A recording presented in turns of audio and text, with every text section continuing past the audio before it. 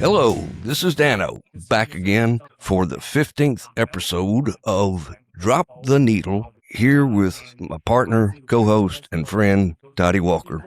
Dottie? What's up, man? What's going on? Looking forward to getting back at it after, I will say, a break in the action, and looking forward to the discussion tonight, man. All right. Well, it's always fun, man. Nothing else is fun.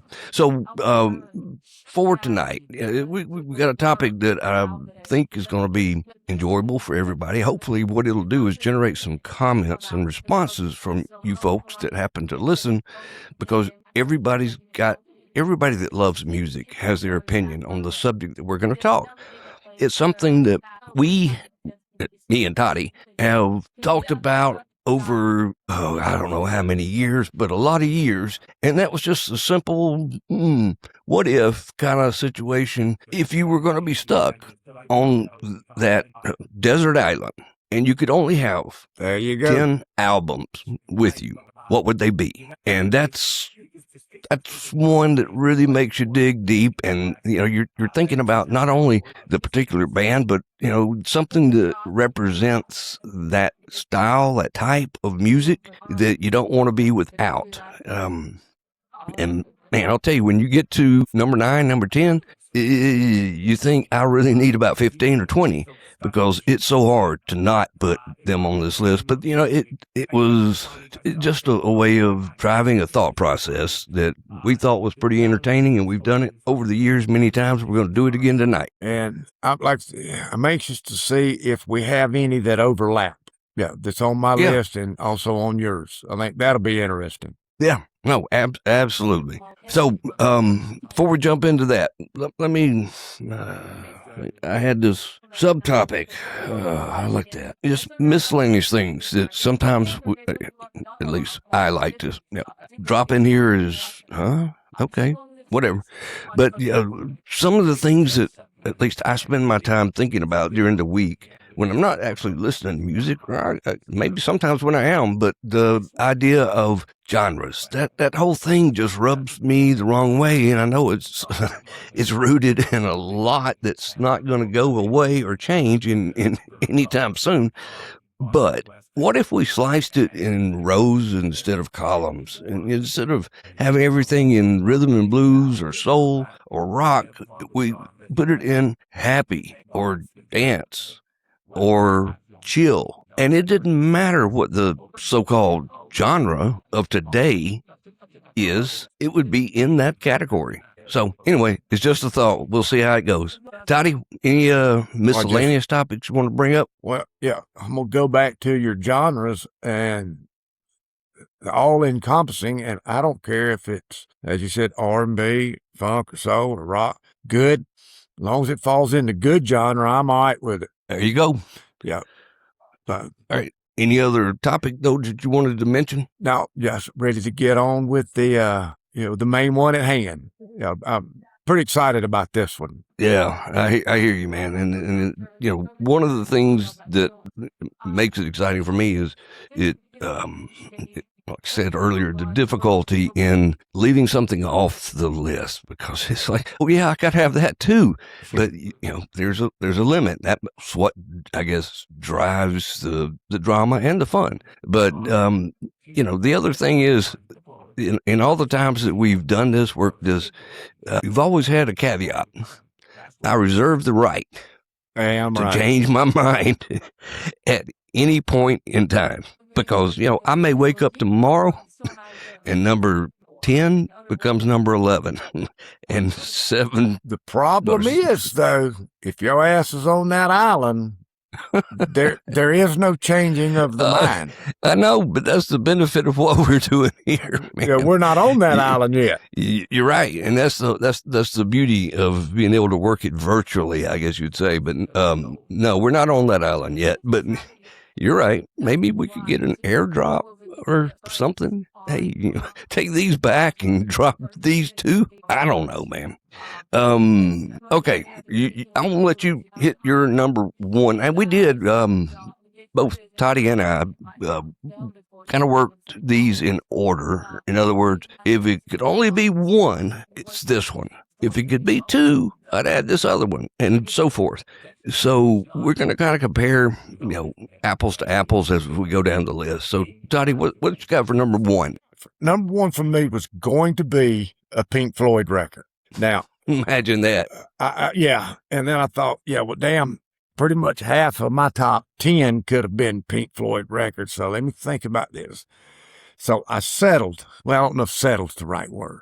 I chose The Wall. And the reason I went with The Wall was the time that it came out. 1979, just first and foremost, a pivotal time in my life.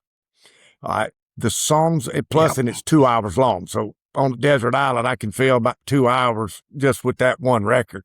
And I was like, thinking there.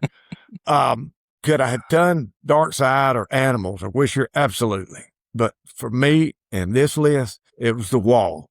It's such a unique record, as all of their stuff is. But, we go from The Thin Ice, Hey You, Young Lust, Happiest Days of Our Lives, Vera. I mean, I could go on and on and on. And all of those are reasons enough. But if there's no other reason, it's because Comfortably Numb is on that record. And for me, that is I ain't going nowhere without that. No. Best song ever done, period. And I know that's my opinion. And there may be people that disagree. That's fine. I'll think they're full of shit, but that's my right too.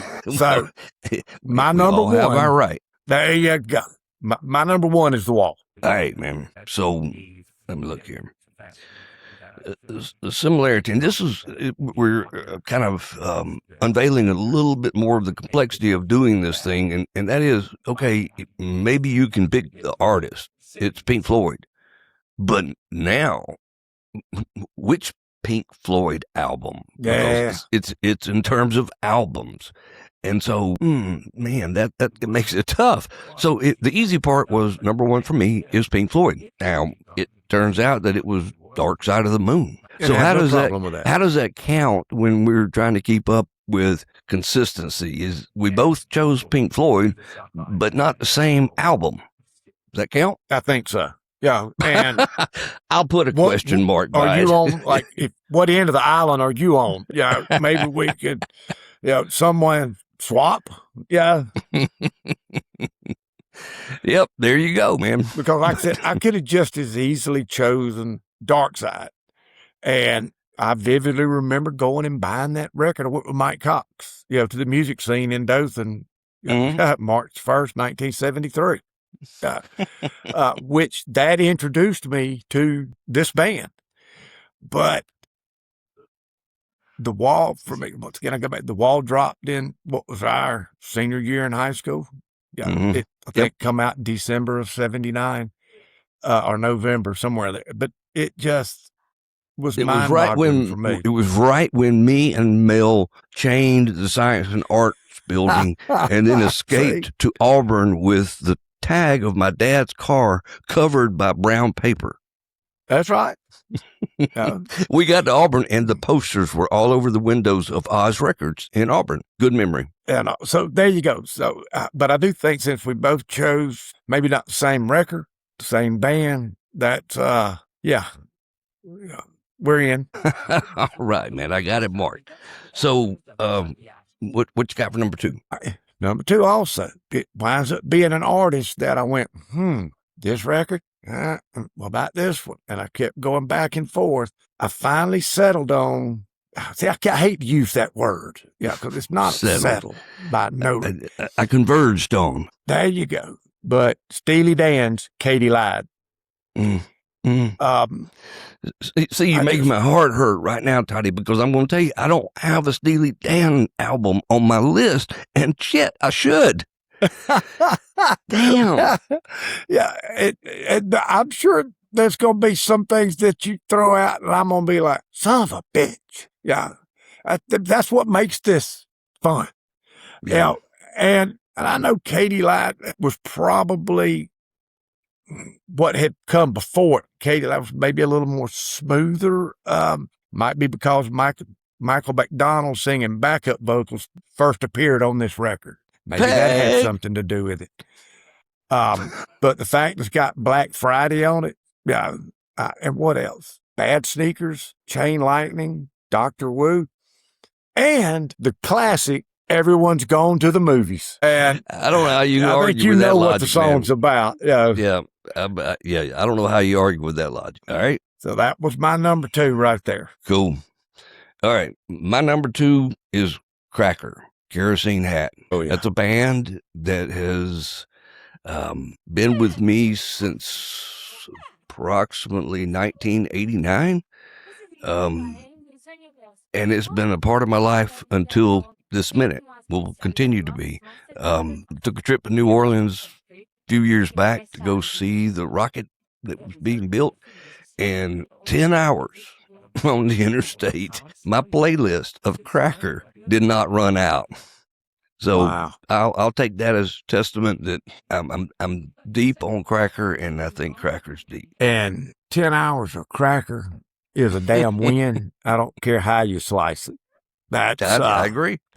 Well done. I agree. Yeah, so I'm not surprised that album came in your 2 slot, though. I'm not. Yeah, I couldn't live with that.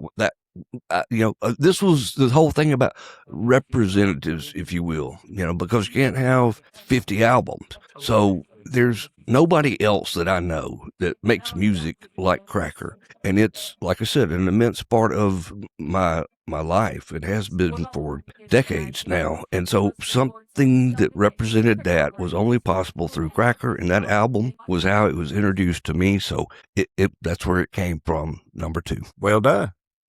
Well done. So we're bouncing now to 3? Okay. All right. And 3 or 4 could have been, I guess, interchangeable, but after much thought, I went with Dire Straits' Love Over Gold at number 3. Well, for a lot of reasons, that record, Industrial Disease, to me is a really cool tune. Anytime, in this case, Martin, or anybody that's writing songs, if you can work the damn phrase Brewer's Droop in a song, that is damn brilliant. Yeah.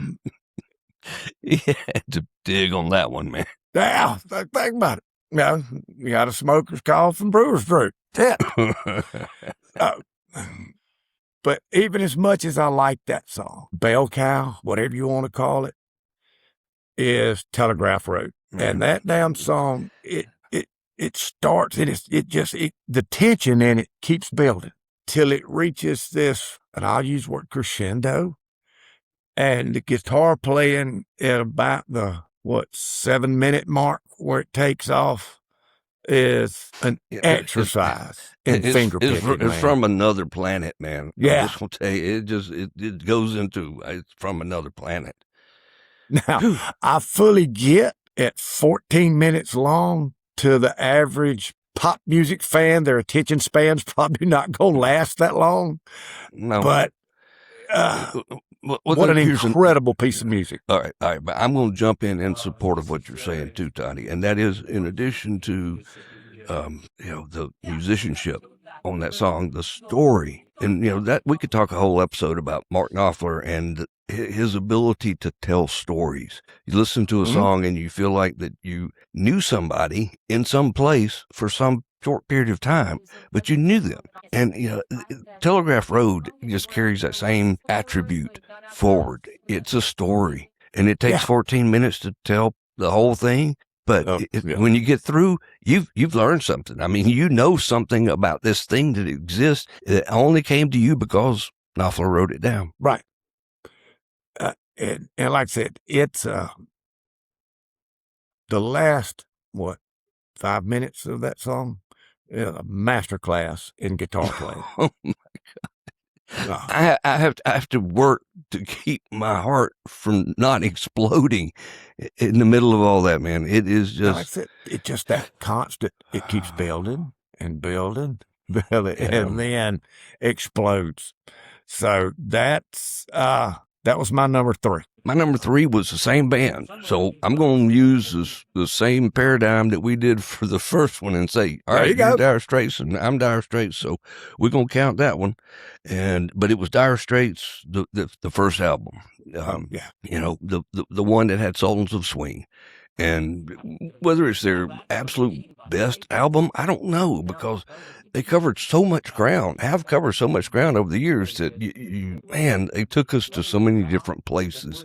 And you think about Telegraph Road and Love Over Gold and just the evolution of that band. So Communique, oh my gosh. So that first album, though, for me, is what riveted this band into my heart. And they've been riveted there ever since. And so that's my number 3. And a fantastic choice. And it's not funny that you got it in that spot, but I will say, I do not hear Sultans of Swing. That, and you know, and ask John about this. He and I were at a girl's house in Dothan years after ago. What? A girl's house? All of a sudden that you hear that song come on, like downstairs. Like, damn, So you were upstairs at this time. Yeah, and so ran into John, and see how I'm working. Go downstairs.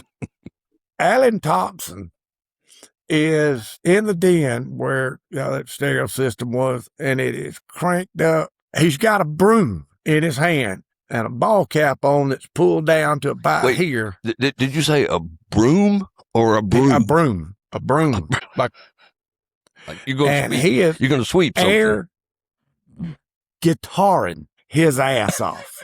And I remember looking at John and going, well, there you have it. Now, also sitting there, I guess, as his one-man audience is Bruce Brownlee sitting on the couch with a 16-ounce Budweiser in one hand and a bottle of Jack Daniels in the other. Oh, my Lord. Yeah. Oh, my Lord. That's so when I know he survived that night because I do, but I think he's lucky he might have. So, nice pull on the Sultans, because like I said, it's just a song that every time I hear it, I'm immediately back right there. Well, yes, and the other thing, Toddy, was it was out during summer of that year, and so Panama City was somewhere that I put immediately in the front of my mind when I hear it, because God, riding down the Miracle Mile and blaring Sultans of Swing was just it was the pinnacle of success for me at that point in my life. Well, or maybe not success, but the pinnacle of fun. Well, okay, I'll take that. Damn right. Absolutely. All right, what you got it for? All right. At number 4, and I can only have the album, but I really want the concert film. And at number 4, I have Stop Making Sense by the Talking Heads. It's just as visual as it is audio. I've got them at 8, by the way. That same album. Same album. There you have it. Yeah. The quirkiness. Look, the funkiest white band that's ever been. As evidence, he's got Bernie Worrell, playing on this record. Who's, a giant in the funk industry. But that record starts, you've got Psycho Killer, and it's just him in a boombox. Yeah. And then Tina Weymouth comes out, bass, and they move into Heaven, and and everything, it just continues to grow until at the very end we're cross-eyed and painless, and you're freaking exhausted. Yes. I understand completely, man. And that whole building process was, that was a big part of the appeal for me. But the other part was, and I don't think people maybe consciously think about this aspect, but man, there was David Byrne was in character. He was not, a typical rock star out there grabbing his crotch and swinging his guitar and doing the shit that you think of as the lead of a major rock and roll band. That wasn't him. He was in this character, and he held that character so tightly through the entire film, even through the big suit. and during Girlfriend is Better, him in the suit, that 4 minutes or what is iconic. Yeah. I agree. Because how he, like I said, that one, you really kind of need the concert film, but I got to take the album. Yeah. But okay. The suit though, kind of, I guess, is a good way of, exploring the thing that I was saying. I mean, he wasn't a rock and roll star at that moment. He was a character. Sure. And he carried that character to perfection. All right, so my number four, Aerosmith. Oh, Toys in the Attic. Oh, and it's another example of I got to have something that represents something. This particular this particular streak of music, whether you do it in rows or columns, I don't care, but something that says Aerosmith. That whole influence, that whole effect on me when I listen to Aerosmith is different from anything else. And I had to have something that represented that ability to have that effect. And so I chose Toys in the Attic. And the easy part of this, or what made it easy for me, is Sweet Emotion is on that album. And I consider Sweet Emotion the most perfect. I'm not going to say it's the greatest, but it's the most perfect rock and roll song I've ever heard in my life. That's it. Well, and there's one line in that song that I agree with you that kind of pushes it over the top. And that is that standing in the front, just shaking your ass. If that's not rock and roll, I don't know what is.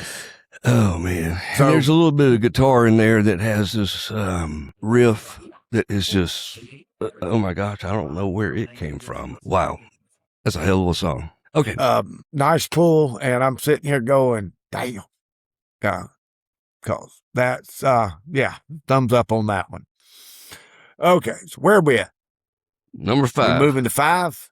Yep. Okay.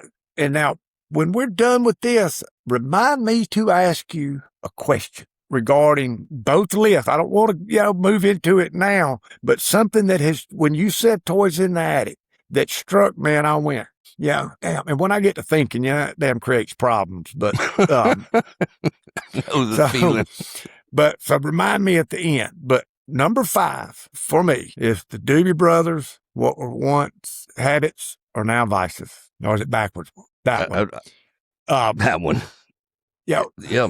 And I know which one you're referring to. In the pantheon of their catalog, it's probably not as good as The Captain and Me or Toulouse Street. But you know what?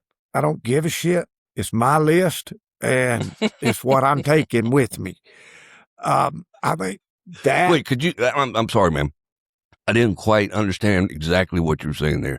Are you saying that you really don't give a shit if other people agree or not? No, I don't. Just wanting to clarify there, man. I know that's probably shocking, but nah.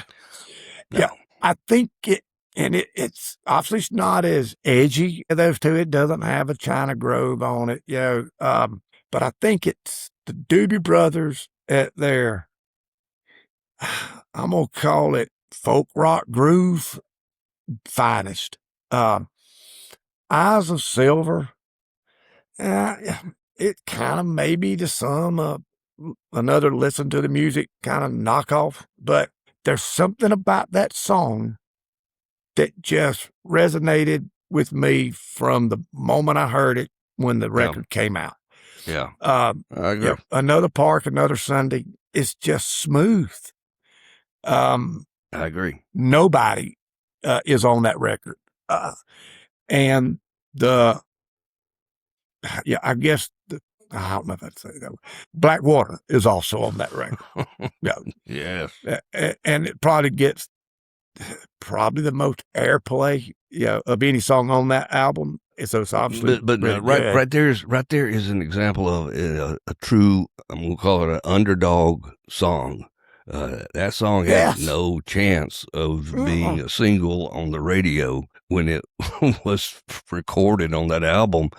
And somebody said, "Hey, listen to this," and about 1,000 people went, "Oh shit, play it again," and it just took off. So now I did find it interesting too. I mentioned with my Steely Dan, that was the first record that had Michael McDonald on it. And now here comes the Doobies in at number 5. Now, he wasn't on this record, but he shows up in the Doobie Brothers. What came next? Stampede, and then Minute. So, 2 albums later, he's in this band. And I'm going to tell you, I've come to the conclusion that Michael McDonald is in every band that's ever existed, going back to the Yardbirds. And you know what? And I'm serious, man. When I said Peg earlier, okay, so obviously he was in Steely Dan. Yeah. And then the Doobie Brothers. And then there's about 15 other examples of where it's all Michael McDonald. And if you now go back to what we talked last episode, yacht rock, to a lot of people, including myself, Michael McDonald is the godfather of the music that qualifies as yacht rock. But when you now see that music cast across multiple bands, I mean, it's not just one genre, it's all these bands that he's been in. Whew. Now you start seeing he's been there since Traffic or Cream. I know he has. And he seems to be about as unassuming rock star as you could imagine. He just comes off as a damn nice guy. And to that, thumbs up, Michael. I watched an episode the other day where he was sitting with a keyboard, and he had a guy behind the desk that was interviewing, and he was just going through, and he would hit a few chords that were obviously, immediately recognizable. And he would talk about the story. Hey, how did I come up with this, and where did it go, and so forth. But he just went through so much of the whole background, the backstory, and never at any time made it sound like, and I did this. Yeah. It was just, hey, this happened, and I guess this is why it happened, and this other thing happened. Just like you said, unassuming and a super nice guy. And for that, thumbs up, dude. Yeah. All right, who you got at number 5? All right, ARS, Atlanta Rhythm Section. And again, maybe for a lot of people, not the greatest album in the world, because the one I'd actually picked was Rock and Roll Alternative. Yeah. And yet again, it's I need representation of each of, as close to possible as each of those things, those types of music that just rip the top of my skull off or fill my heart with happiness. And, ARS is one of those bands I would have a hole in my heart if I didn't have some Atlanta Rhythm Section to listen to occasionally on that island. Yeah, see, and when you pull a ARS out like that, then I realized how difficult this task really was. It's impossible. That's why we put the caveat in there. And it's not that now you look at this list and go, oh, well, I would take that off, because then you're like, well, I like that one, so it kind of sucks. But it's a beautiful exercise. Number one, because we don't have to worry about a helicopter resupplying us if we change our mind, based on the caveat of I reserve the right. That's the beauty of the way we have been playing this for several decades now. But it's the thought process that it makes you go through and just kind of, come back to the difficulty in prioritizing just 10 of what me and Todd considered, the albums we'd have to have on a desert island if we were stranded. Now, Toddy, we're at 33 minutes now. Do you want to can I just run down the last 5 of mine? Do you run down the last 5 of yours? We could speed it up a little bit, but okay. If we're going to do 10, then we got to have a reason. All right. This actual episode may run long, and if people... I ain't going to say it. I'm trying to clean up my language. All right, but we'll speed it up. At number 6, I have Earth, Wind, and Fire's All in All. You've got Serpentine Fire. fantasy, and Magic Mind all wrapped into one damn vinyl. Hey, look here. If you're on this island, you're going to need to get some damn exercise. And that right there ain't no way. And I don't care who you are. There ain't no way that you're going to put that record on and something not going to move. I hear you. Yep. All right. So number 6 is what we're on, right? 6? Yep. All right. My second Dire Straits, Love Over Gold. And, you know, I don't know what else I need to say about that album, man. It hasn't been said. When you same shit he said. There you go. So, see, now we can move it along a little quicker. Yeah. But what he said. I wondered if that was going to make your list, and I'm glad to see that it did. So, it's the only, and that, Toddy, that's the only band, you know, as important as all of these 10 spots are, that is the only band on my list that made 2 of them. Definitely. See, I have none. Well, by design, because I just told myself, yeah, I'm going to pick one Floyd. All right, going to 7? Yeah, but let me back up. Just hold on. I know I'm going to hold us up here, but your last comment. So would you agree with me that the style of music, the aesthetic, the feel, the vibe, I don't know what word to use, but of the Dire Straits' first album, Something Was a Swing, and then you go to Love Over Gold. Would you have a hard time agreeing that those are 2 very different, whatever all those things were that I just rattled off? Can I answer with a non-answer? Because, I mean, I'm going to say yes and no. I mean, well, obviously there is some overlap because it's damn Dire Straits and Martin Knopfler, but right, and he has such a distinct tone. Yeah. You know immediately. I do think that first record was probably, and I use the word edgier a lot. Yeah, it seems like to me Love Over Gold was more technical. Mm-hmm. Right. That's exactly what I'm saying. You're kind of exposing my point, man, and doing a better job than I did. But both are fine choices. So yeah. All right. Number 7. And when I say this one, you're probably going to go, what the? But just like Earth, Wind, and Fire, sometimes you're going to need to move around. Sometimes you just need to, and you used this word earlier, chill. And I went with Willie Nelson's Stardust. Oh, man. Which is just a collection of pop classics that he's done. Georgia on My Mind, Blue Skies. What an absolute incredible record. Now, I know I won't have a cigar on this album, but you put that on a damn nice glass of bourbon and a nice cigar and just lose yourself. Sit back and chill. Yeah.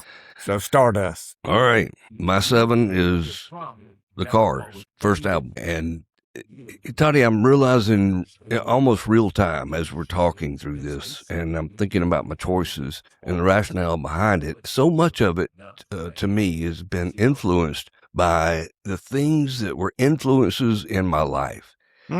Those were the things that I feel like I need to take to the island with me.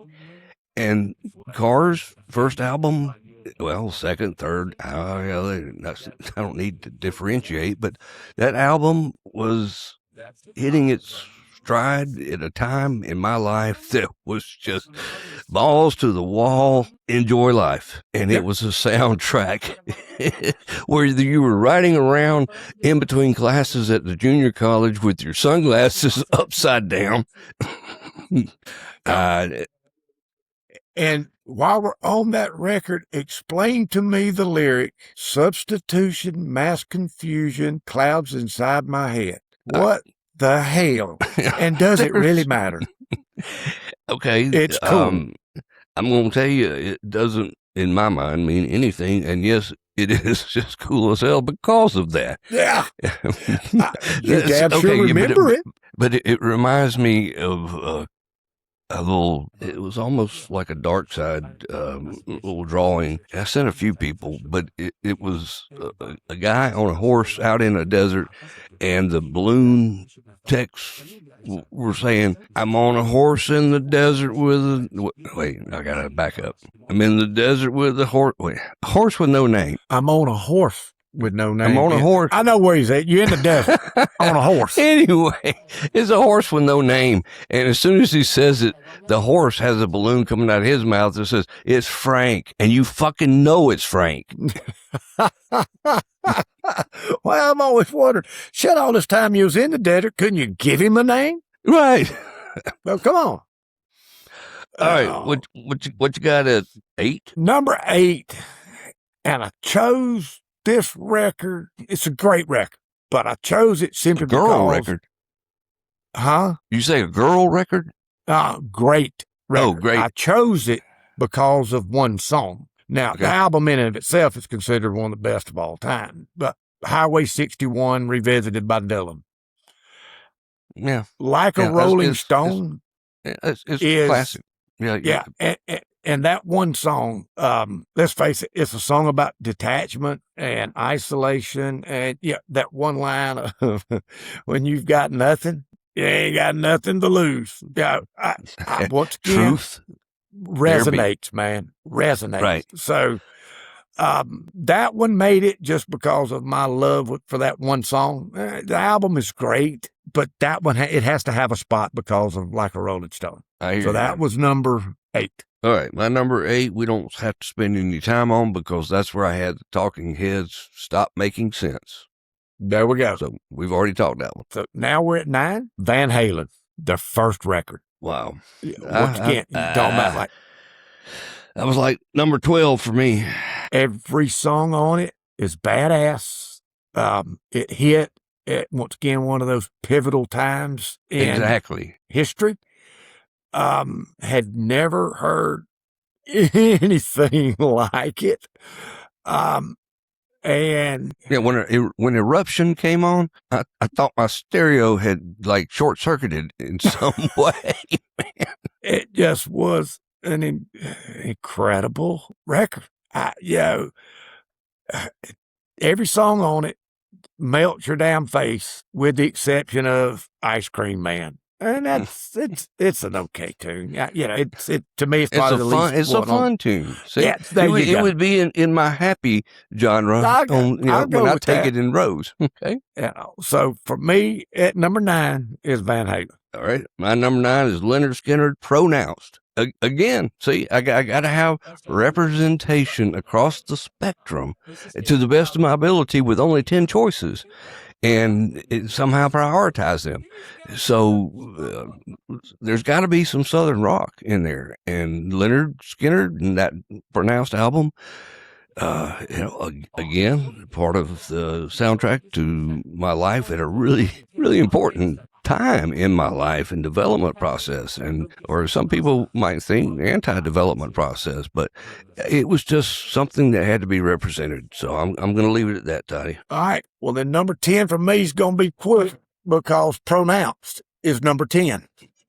There you go. Yeah.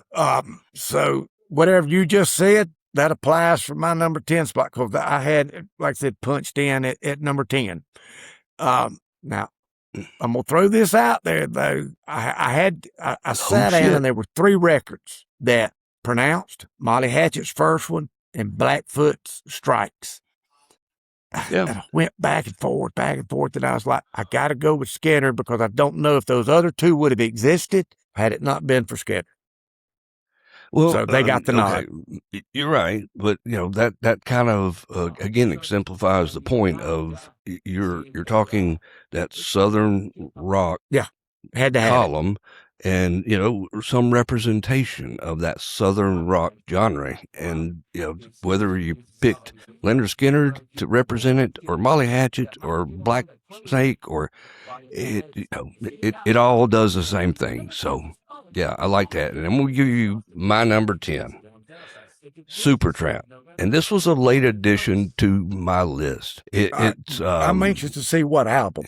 Okay, yeah, you're gonna love this too because again, it's a late edition and it's covered under the caveat from all the other times that we've ever done this exercise. This has never been on my list, so it was one of those I reserved the right. And I'm brother, where you bound? Oh, There's so many.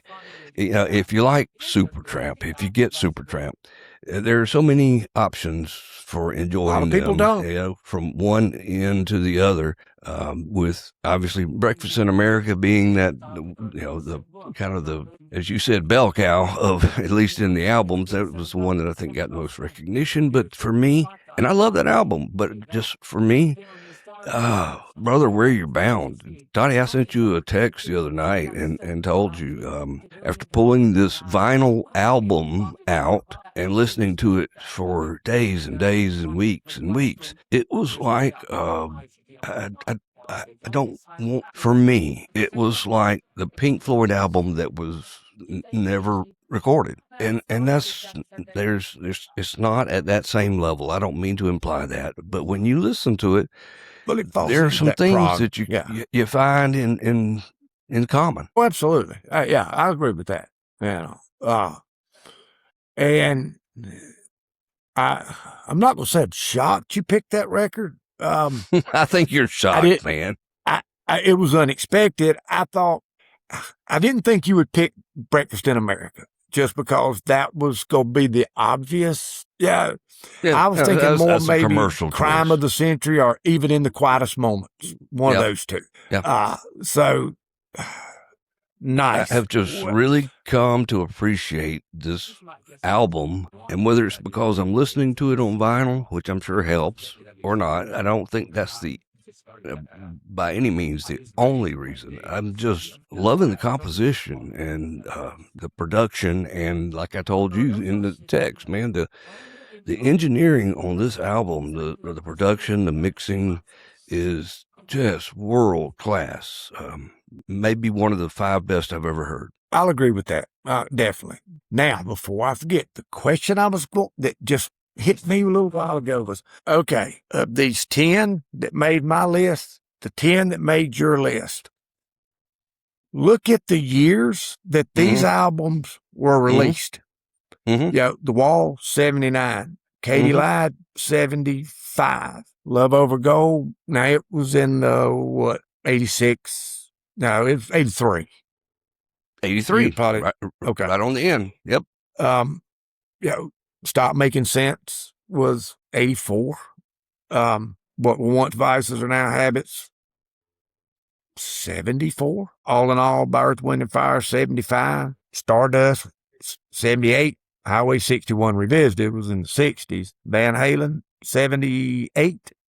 And Pronounced, 73. Yep. Which, Toddy, I've actually got an asterisk by a statement on my list that says, I can only point to one that's outside the golden era. The Cracker. Yeah. Yeah. And that's fine. Yeah, because they deserve a spot on this list. And I agree. But I think this sums up not only what our listening preferences are, but it further solidifies what we say or have been saying about this golden era that everything seems to come back to.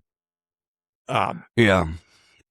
You know, if you had a couple of kids sitting here that been seriously listening to music for the last 2 years and offering their opinion on what you should appreciate, what could be appreciated, and what is appreciated, you might not put a lot of stock in that. But when you got 2 guys that are coming to you with 50-something years of listening to good music, picking out good music, being able to discern good music, and coming to you and saying, I hope y'all appreciate this, and maybe here's something that you would appreciate now, that you might want to pay attention to. Yeah. I want to see what, some others, what records would they choose? Or if you have one that you think, it's got to be on the list, let us know. Thank you, man. We need going comments there and feedback.